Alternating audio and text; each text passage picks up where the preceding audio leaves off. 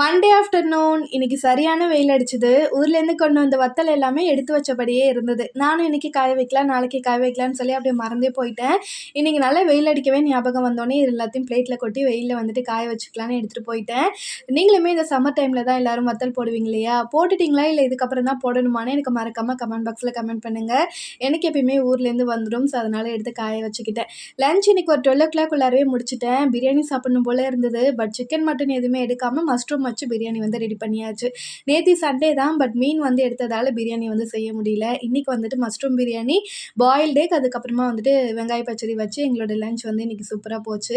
Husband வர கொஞ்சம் late ஆகும், வந்ததுக்கப்புறமா சாப்பிட்டுக்கலான்னு சொல்லிட்டு நானும் தம்பியும் வாட்டர்மெலன் கட் பண்ணி சாப்பிட்லான்னு அவங்களுக்கு மட்டும் ஜூஸ் போட்டு ஃப்ரிட்ஜில் வந்து ஸ்டோர் பண்ணிவிட்டு எனக்கும் தம்பிக்கும் அப்படியே கட் பண்ணி நாங்கள் வெளியில் உட்காந்து கொஞ்சம் நேரம் அப்படியே சாப்பிட்டுட்டு உட்காந்துட்டு இருந்தோம். ஐ ஹோப் இந்த வீடியோ உங்களுக்கு பிடிச்சிருக்கும் நம்புறேன். பிடிச்சிருந்தா கண்டிப்பாக லைக் பண்ணிவிட்டு சப்ஸ்கிரைப் பண்ணிக்கோங்க. நெக்ஸ்ட் வீடியோவில் பார்க்கலாம். அது வரைக்கும் பாய்.